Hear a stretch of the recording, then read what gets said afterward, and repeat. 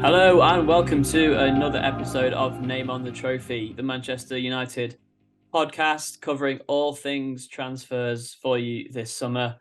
And the news is that Manchester United have announced Mason Mount. That deal has gone through. We'll talk a little bit about that, but mainly about other transfer news and what's next on United's agenda in today's pod. I'm Dominic Booth, joined as always by Alex Wylie.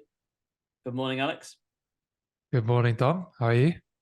Yeah, I'm good. I'm very happy to see United finally announce a transfer deal. The excitement is mounting. They said in the transfer announcement, which I very much Nice. approve of as a big fan of puns. I haven't even seen it yet, to be honest with you. It's just him I putting think a shirt on. It's not that exciting. I know, but I quite like that kind of thing. But yeah, good news. I think good news all around. And you say we finally announced someone. The window's barely been open for more than a couple of weeks. It's just because it gets so much media attention. There's such a lead up to it. It feels like it's forever, but Yeah. technically, this is United doing business early. Well, it's before pre-season, so yeah, that is a Mm, win really. I think in previous years United have tend to do one deal quite early, and then mm. as we've said so many times, then leave it all, just stick it all on the back burner until the last day of August. Why not? Yeah, yeah, and as we've said before, it's a terrible way of doing business. It's a terrible negotiating position. You tend to be rushed in your decisions, and I hope under a new ownership that starts to change. But it's a good start, I as frustrated as I was initially, really, when you step back, getting a deal done this early is a good thing, and I'm sure we're going to speak about subsequent deals this window. But it sounds like we're making headway in the goalkeeping department as well. So hopefully it's symptomatic of a change. Yeah, Andre Onana, that saga is moving on a little bit of pace, which is a good thing for United. I think there's a bid been launched, so we'll probably monitor that one. Probably one for a later podcast, whether that deal gets done or whether United head elsewhere in the goalkeeping department. But Mhm. to start off with today, we'll go for a little bit of chat about a midfielder that United have been linked with. It ties in quite nicely, Alex, to what we spoke about on the previous podcast in terms of a cover for Casemiro. So Sofyan Amrabat, who we're talking about, who United have been linked with Fiorentina, 26 years old. I think he's soon 27. So whether that is the right age or not, we can debate. But this seems to be a link to a player that United probably it's probably quite progressive for United to be looking at this after signing Mason Mount and accepting that Mason Mount doesn't solve all midfield problems. He just solves one. Sofyan Amrabat is a more defensive midfielder. So it'd be interesting if United got that deal done where he would fit in. Yeah, I mean, it's the bare minimum to know that certain players don't do everything. I mean, This the is bar on United, which we're but judging United by is so low. But you're right. I mean, he would be cover for Casemiro. He's a different type of player to Casemiro. He's more of a pivot player who does a bit of defensive work rather than being an out and out defensive midfielder. So if you look at his stats, the things that jump out, the amount of passes he makes, he's in the top 10%. His pass completion, he's in the top 5%. This is compared to other centre midfielders in top five European leagues. And progressive passes, he's in the top 8%. His defensive data doesn't jump out. It's more or less average. Interceptions are below average, tackles slightly above average. And using an algorithm that we have on our app and also other websites have as well, where you try and find similar players by looking at his stats and seeing what kind of players map similarly to him. It's not out and out defensive midfielders. It's players like Rodri or Jorginho, those types of players that sit in the number six position, but aren't putting out every single fire. It's more their job to get on the ball, keep things ticking over, almost never lose it, and progress the ball up the pitch. That's what Amrabat is. I think of him as a slightly more mobile and physical Jorginho. That's how I would categorize him. But that's interesting, isn't it? Because it's not like for like with Casemiro then if United are bringing him in, and it's more like a Frankie de Jong type that United looked at 12 months ago. And we've spoken before about how United pivoted, pun intended, from de Jong to Casemiro. And now, if there's anything in these Amrabat links, which I suspect there are, that's pivoting back to this type of midfielder, which I kind of think is the player that Ten Hag would prefer long term in that role. I think he probably wants someone to tick along in that number 6 passing role, like a Rodri, rather than a Casemiro. It's just that Casemiro became available and then he did so well, especially in his early months at United, that United were very, very thankful to have him, to have anyone who was a specialist in a deep lying role, because they had Fred and McTominay before that. So it's maybe it doesn't speak of clarity of thought and progressiveness that I said at the top. Maybe it speaks more of a slight confusion again. Yeah, it's a tricky one, because with Frankie de Jong, you had a player who could have been either of those positions. He could have been the 6 dropping deep to build play out, or he could have been more of the number 8 who's slightly further up the pitch and does, I guess, still similar things. He progresses it, but just a bit further up the pitch. With Casemiro, we now have a player who, as you said, he's a defensive specialist. He's very good at reading the game, putting out fires, things of that nature. What he isn't so good at is actually keeping the ball relative to his peers in that position. I think his pass completion under pressure was on the low side. I think it's like towards 80%, while someone like Rodri, who's the best in the league, was pushing more towards 90%. He isn't that kind of player. And the question is, what does Ten Hag want? Does he want someone who is more on the defensive destructive side and is okay in possession, or someone who's less on the defensive side but very good at being almost a metronome? And to be fair with Amrabat, he never really plays as an 8. He's always that 6. So he is technically in the same position as Casemiro. He just offers something different. So really the question is, if he is coming in to be backup to Casemiro, is he backup for like certain game situations or certain types of opponents? Because then there is a bit of thought and clarity to it. That's really the question. Or are United just going with another player who's on everybody's lips? I don't know. I think he has been linked with Bayern Munich. It seems pretty much every player linked with United this summer is also linked with Bayern Munich. Kim Min-jae, Harry Kane, Amrabat. Mamardashvili. Mamardashvili. There we go. Yeah, the goalkeeper you mentioned many moons ago. Seems like United are going in a different direction to us this time. But I wonder whether it is credit to Ten Hag because he's thinking about the long-term makeup of his midfield. It was so clear when he came in that the midfield needed to be basically root and branch reform, rip it up and start again.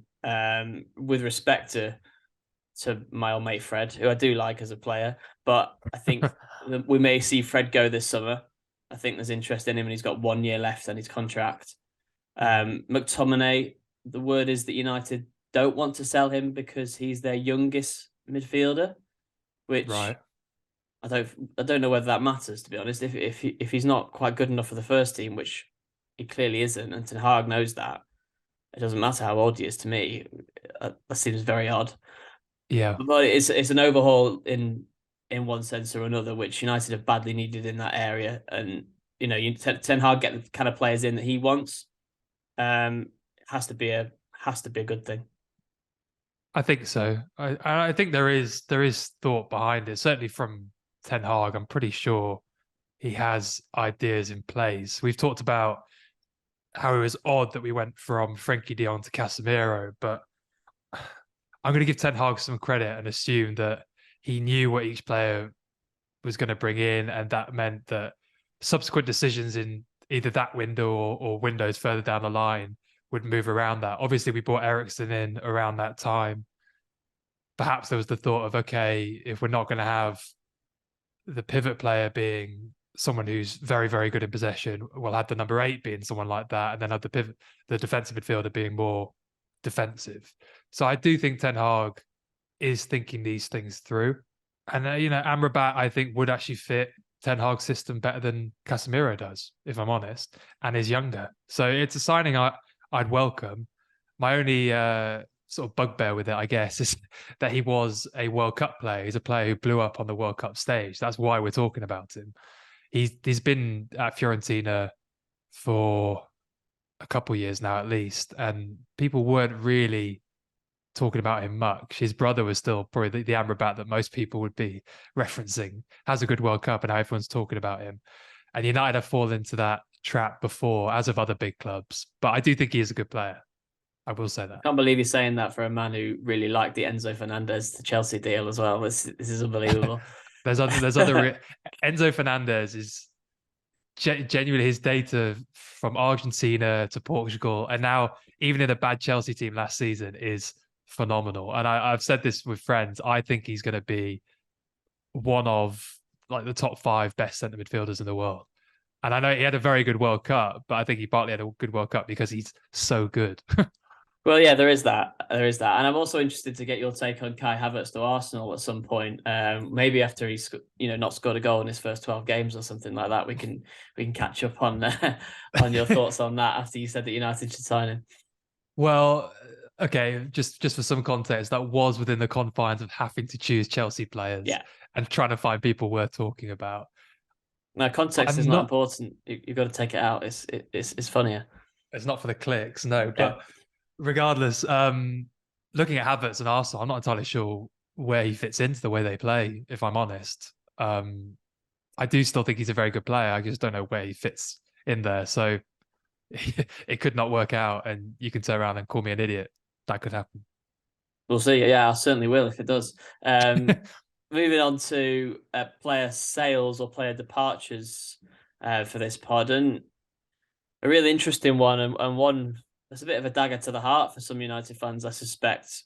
The news that Jadon Sancho could possibly be offered out on loan or even sold this summer.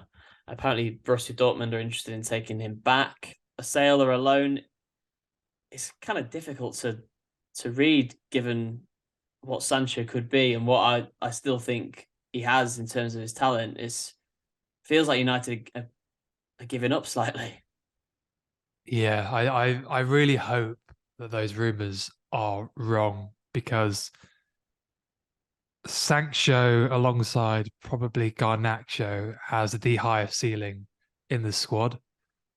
We haven't seen it at United, certainly not on a consistent basis. And I think part of Sancho's problem is the way he plays doesn't appeal to what United fans want from a winger.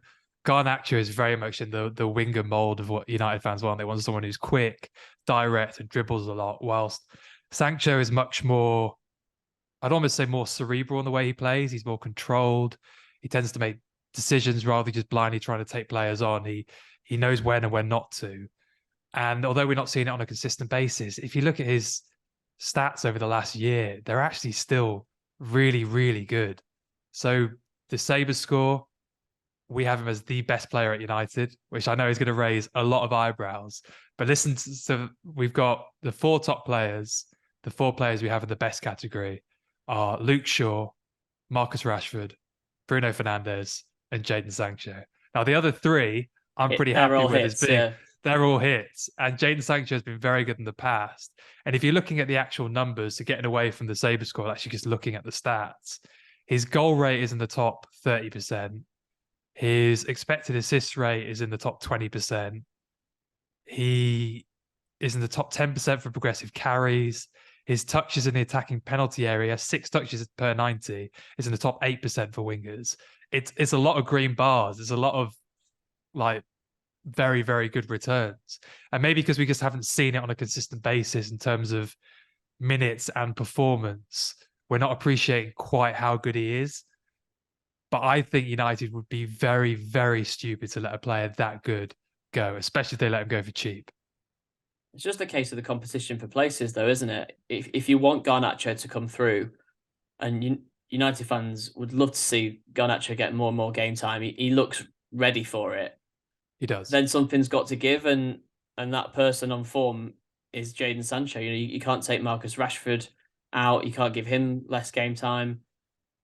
who you're going to play somebody on the right. Probably Mm, neither Garnacho nor Rashford suit that. Sancho to the right potentially. I think he's got a better record in terms, certainly in terms of assists. Probably suits him a little bit more, I think, in a way, because he can be a little bit more creative and rely on passing and crossing rather than on that mm. left hand roll you cut in and you're expected to shoot, which Sancho never seems to want to do. Um, I really don't know. It's stumped me this one. You throw Ahmad into the mix as well. Mm. And we know Mason Mount can play in a wide role on the right quite a lot. So it is a real head scratcher. I think I agree entirely. United would be silly to let him go, but at the same time, you can't keep all these players happy. And Ten Hag doesn't seem hugely enamored with Sancho. No, I think Sancho's issue is because Ten Hag wants inverted wingers, he wants wingers who cut in. That means that Sancho, by being a right footer, has to play on the left. And as you said before, Rashford, arguably our best player, plays in that position, or at least likes to play in that position the most. We have our player with arguably the highest ceiling, as I said before, being Garnacho, who also plays in the same position. So where does he fit in? And the truth is, I don't know. I think you touched on a good United don't point. have to play like that, though, do they? Just quickly, they don't have No, to have inverted wingers. no, it's more Ten Hag's principles, and Pellistri has actually played on the right hand side as a right footer. So he's the one who's broken the mold and plays in a different way. But as I've said before, if you've got a lot of your attacking players being goal scorers, and certainly with Rashford on the left, you've got someone whose primary role is to score goals, it's not to create.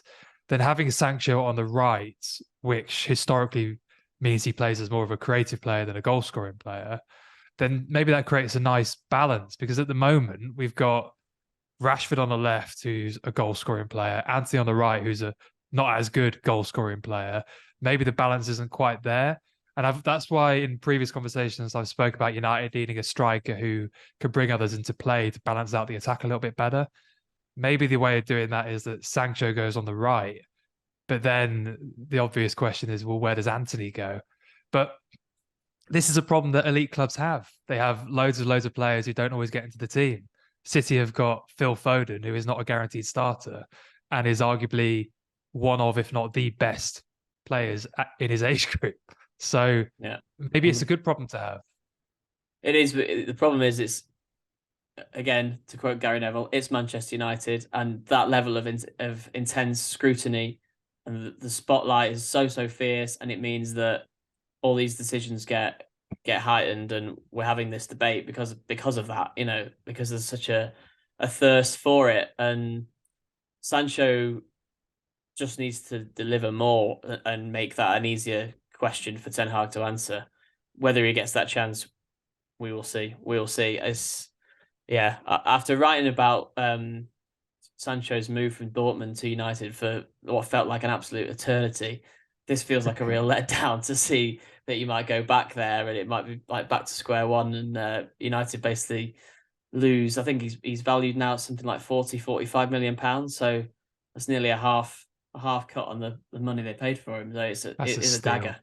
It would be a steal, absolute steal. And no doubt he would go there and do very well, because that's what tends to happen when people leave United. Yeah, yeah. It almost feels like we've spent as much time just trying to get the deal over the line as we're actually just gonna like have him in the squad and just let him sort of progress. I think you do need to give players time. Weirdly enough, although he's an English player, he'd never played in the Premier League before. He came through the academy system and then he was immediately in Germany. There's a degree of adaptation that you should give him more than you'd give other English players for that caveat. He just needs time and he needs a role in the squad and he needs consistent minutes, because he is a good enough player for you to get a return on that. And he's such a good player. In fact, I think Ten Hag should prioritize working him into the team. And United fans, I know a lot of United fans have already written him off, but to me, there is a player who has been and could be world class. And for me, you build teams around those sort of players. You get them into the squad somehow. I'm not sure how. Maybe it is going on the right. I'd rather sacrifice Anthony, to be honest, than sacrifice Sancho. So maybe that is the answer, or is it as a like a have two tens alongside Bruno Fernandes and have a completely different style of formation? I don't know what it is, but United should prioritize getting him into the team. That's for Ten Hag to solve for sure. Mm. We want to talk a little bit about the number 9 position, as I think we're contractually obliged to do on every podcast until United sign a number 9. There's an interesting article on the Athletic this morning about how can United find alternatives to Harry Kane or Victor Osimhen. Obviously, Kane and Osimhen did a whole podcast on those two, the two main number 9s who would appear to be on the transfer market this summer. But Mm-hmm. for various reasons, it looks like United are going to sign neither of them. We've spoken a little bit about Rasmus Højlund on the previous pod and how he's a backup, probably a young option to break through in the future years. So who can United look at that is going to fill the boots of a Kane or an Osimhen, or certainly do what they do? And interestingly, the top choice that the Athletic came up with as a similar player to Harry Kane was a player that I mentioned to you on WhatsApp the other day, following Balogun of Arsenal, well, technically of Arsenal, but basically has done has strutted stuff in the French league in the last year at Reims, and basically switched his international allegiance as well for the USA. I think he was eligible for England. Yeah. A player that I don't actually know that much about, but I've seen his stats and his YouTube compilations and have been incredibly impressed, basically. Would that be a player that United potentially look at? I mean, the sort of next top, similar to Kane or Osimhen, that the Athletic come up with is Gonzalo Ramos, who we've spoken about as well, and who wouldn't be a bad option either. So just a question back to you with the article. Was that saying that Balogun is similar to both Osimhen and Kane? He is, yeah. He's the most similar to Kane that they come up with, and he's in the top. Kane. He's in the top 5 that they come up with in terms of similarities to Osimhen. The other players on both lists are Gonzalo Ramos, Lautaro Martinez. They're the top few. Makoko from Dortmund, his name comes up as well. So, I mean, this is basically the work that United should be doing behind the scenes in their recruitment department, we hope. It just seems very odd to me this summer that United have not been linked with a single striker, really, other than Kane and Osimhen, that is of that elite caliber. Højlund, as we said, isn't in that bracket. So why aren't they being linked with other real elite top name strikers? Well, why they're not being linked, hopefully they're doing a good job of keeping things under wraps and not letting things leak. They'll have players on there. That never happens. They'll definitely have players on their list at the very least. The reason I asked the first question is Harry Kane and Osimhen are not very similar players. No, yeah. So it's two separate lists, yeah, for sure. Yeah, like Osimhen is an out-and-out goal scorer. He is a fantastic fit. His expected goals are absolutely phenomenal. I think it's nearly 1 per game, which is not the top 1%. And Harry Kane is also a very good goal scorer. That almost goes without saying. But Harry Kane drops deep. Like when you watch Harry Kane, he drops really, really deep for a striker. Almost like false 9 number levels of dropping deep. He loves to drop deep, get on the ball, switch play, loves doing that. And he creates a lot for his teammates, as well as scoring goals. Osimhen doesn't do that. Osimhen is like the guy you have right at the end of the move, or the guy making a run off the shoulder to get in behind and score a goal. He's just an out-and-out goal scorer. And if I was to compare the two, Balogun is more like Osimhen than he is like Kane. He's a goal scorer. You look at his... The Athletic disagree. Okay, well, interesting. His expected goals is 0.63, so that's the top 7%. His expected assisted goals, are middle of the road, 50%. And his assist is 1 per 20 games, which is in the bottom 25%. So, I mean, that to me that's a goal scorer. I don't think it's, and I've watched enough of him to know that he is a goal scorer. He tends to get on the ball, play on the shoulder, receive progressive passes, doesn't get on the ball a lot, unlike Harry Kane. I mean, he plays 17 passes a game. Harry Kane plays way more than that. In fact, most strikers get on the ball a lot more than that. And he does next to no defensive work, which I guess is more similar to Harry Kane, but not similar to Gonzalo Ramos, who is quite an active presser. But to I guess just step away from that for a second. Is he someone United should be looking at? Yes. Yeah, I think he's very good. He's still young.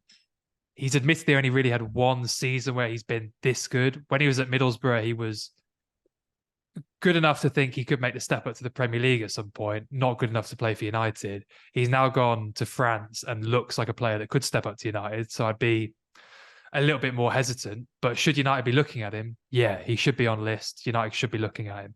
And there's a lot of strikers in Liga United should be looking at. I've spoken about them before, but Jonathan David at Lille, Lois Openda at Lens. His name also comes onto this list as well, actually, Openda. Yeah, I spoke about Openda on the last podcast. He is very, very good. His expected goals 0.72, which puts him in the top 5%. He shoots nearly 4 times a game, again, top 5%. And his assists are in the top 30 to 40% as well. He is a very, very good attacking player, but his pressing work could do with a little bit of improvement. But yeah, Ligue 1's a hotbed of talent at the moment, certainly for young strikers. Yeah, well, it's interesting that a lot of the names that are similar to Kane on this list, and this is something that I've been quite big on. I think United should do. A lot of them are basically people who play out wide. They've gone for profile of player rather than out and out stats. So people who come up are further down from Balogun are Deulofeu at Udinese, Darwin Núñez, Brian Mbomo, Patson Daka, Rashford is actually on the list, Brennan Johnson, Mbappe. So these are players who I think Mbappe. Mbappe. Let's say Mbappe. It's who you're talking about. It's what you're talking about. Sorry, in terms of doing things deeper and doing things in other areas and getting involved in the play, passing, and even being able to play out wide or in the number 10 role. I would kind of like United to have a number 9 who can do all of that and who isn't just, a penalty box merchant. Yeah. Yeah, I think what you're seeing with those other players on the list is what I was speaking about before, that Harry Kane is not a traditional number 9. He drops very deep. Like, he does come out into wide positions. He helps progress the play. He loves switching it. So we've got the find me a player like for Harry Kane, and Deulofeu is on the list. There he is, 10th. I'm looking right at him. Someone like João Felix, players who are not out and out number 9s. And that's when you're talking more about Gonzalo Ramos and Osimhen, Balogun, these are more out and out number 9s. So I guess United just need to ask, what do we want? I think the general consensus is to be a consistent goal scorer, which I guess all these players are consistent goal scorers because they're very good strikers. Even Harry Kane, who's dropping deep, is obviously a consistent goal scorer. But I'd just like United to be a bit more nuanced and think it through a little bit more, because just to take it one step further, Ten Hag likes his players to press. Harry Kane's not a presser. He's not a particularly hard worker off the ball. He's, to be brutally honest, quite slow. He hasn't got any pace anymore. Obviously, there's so many other attributes that doesn't hold him back, but he isn't that kind of electric player who's going to press the opposition. So I just think United need to say, what do we want? What do we want the most? And which is the player that fits into that the most? And then make decisions off that. Well, that can apply to Kane and the striker situation. It can also apply to Amrabat and the defensive midfield situation. The only position really that United are going for, where they seem to know really exactly what they want, is the goalkeeper, and that's probably because they've had what they don't want and had a good look at David De Gea and decided they need someone different from that, and that's probably an even worse indictment on De Gea. We're not going to keep digging De Gea now, but that shows that Ten Hag knows what he wants in the goalkeeper position, and the club is not thinking all along the same lines in the other positions. Yeah, but even with De Gea a couple of months ago, we felt that United were going to keep him on. That's where we thought it was going. So we were having the same conversations about the goalkeeping department. maybe it's just the case we're not getting all the information out, and there is more thought behind this than it seems. I think that's the case with De Gea. Otherwise, we wouldn't be 5 days after on from his departure of the club Yeah, without any sort of announcement that there's a new contract coming. I think we're past that now. yeah, and from the sounds of it, we are putting a bid in for Anana shortly, Yeah. who is a player who much more fits the mold of what we want. Someone who's willing to sweep, come out of his box, happy to get on the ball, and is also a fantastic shot stopper as well. I think he'd be a great signing, and United will improve a lot just from having that type of goalkeeper. Yeah, well, we'll have to see what happens. There we go. At the start of the podcast, then United tweeted out the video for Mason Mount, and now there's the full statement with his quotes and all sorts. So get your Oh, teeth stuck into that. I will. That's one over the line, and yeah, it'll be very, very interesting to see where United move next. I suspect our next pod will be on Anana, but it's United in the transfer window. It's like a roller coaster. Yeah, I mean, we have been linked with the final goalkeeper as well, Bilo, the young Dutch keeper. We have been linked with him, but he's another one who fits that profile. Happy to get on the ball, a more modern goalkeeper, and that does seem to be where we're pushing towards, thankfully. We'll see. We'll see. That's pretty much all we've got time for today. Then we'll keep these transfer special podcasts rolling throughout the summer. Anything to add, Alex? Or are you happy to sign off? Anything to sell? Anyone? Anything to sell? Not sell so much, but free trials on the apps, 2 weeks. We are starting to get users on the fan and pro app. So the more feedback I can get on what's good, what's not so good, what can be improved, what you love, I'd really appreciate. So that's it. Saber_sports on your social media for that, and at on the trophy on Twitter for us. We'll publish this podcast when it's out. Thanks very much for joining me, Alex, and thanks Cheers. for listening. We'll be back again very soon.